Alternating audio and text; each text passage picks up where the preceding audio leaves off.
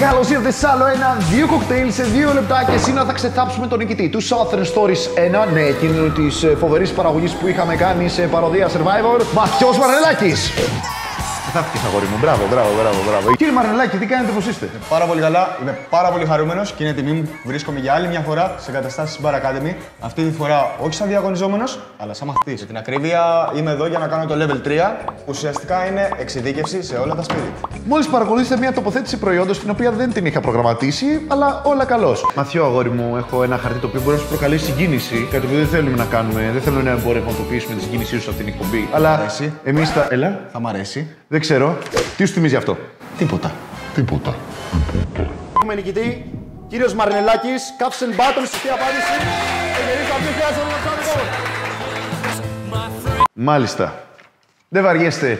Τέλος πάντων, μετά από όλη αυτή την επιτυχία του επεισοδίου, λέω να περάσουμε στο βασικό κομμάτι που είναι τα κοκτέιλ. Σήμερα θα κάνουμε 2 μοναδικά κοκτέιλ με Southern Comfort. Ξεκινήσω εγώ με το πρώτο. Μπορείς να καθίσεις. Μπορώ να. Ευχαριστώ. Αυτό που θα κάνουμε σήμερα είναι μια εκδοχή του κλασικού κοκτέιλ Alabama Slammer. Ποτήρι Collins ή Highball.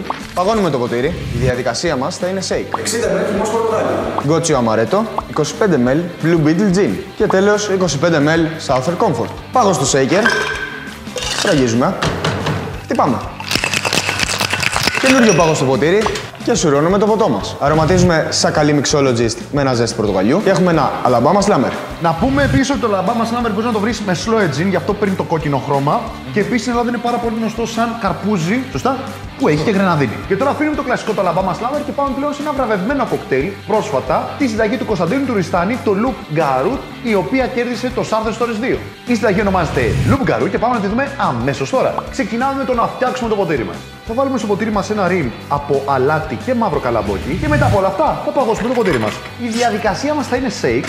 Θα παγώσουμε το shaker μας, La Escondida Mezcal 5 ml, 45 ml από το αγαπημένο μας Southern Comfort, 40 ml από Pickled Tabasco Cordial. Αδειάζουμε τον πάγο που πάγωνε το shaker μας, με καινούριο ολό φρεσκό για να κάνουμε το shake. Και κάνουμε shake λοιπόν. Και διπλοσουρώνουμε το κοκτέιλ μας. Ελπίζω ότι έχουμε πετύχει το cordial όπως ο Κωνσταντίνος Οριστάνης εκείνη την ημέρα στο διαγωνισμό. Οπότε λοιπόν έχουμε ένα Loop Garot εδώ, ένα πικάντικο κοκτέιλ με Southern Comfort και βραβευμένο και ένα κλασικό το Alabama Slammer. Σε ευχαριστώ πάρα πολύ που ήρθες εδώ, Μεσσίο Μαρνελάκη. Εγώ σε ευχαριστώ. Όχι, εγώ ευχαριστώ για το mail και τις ελιές. Ευχαριστώ πολύ στην Κρήτη. Εντάξει, καλά κάνεις και ευχαριστήσεις. Καλά κάνω και ευχαριστώ. Αν σας άρεσαν τα ποτά τα οποία φτιάξαμε και θεωρείτε χρήσιμα, πατήστε ένα like στο βίντεο να μας υποστηρίξετε. Πατήστε και ένα subscribe από κάτω για να ενημερώνεστε για όλα τα βίντεο και να μαθαίνετε. Μέχρι την επόμενη φορά λοιπόν και το επόμενο 2 κοκτέιλ σε 2 λεπτά. Φιλιά στην Κρήτη. Ciao. Ciao.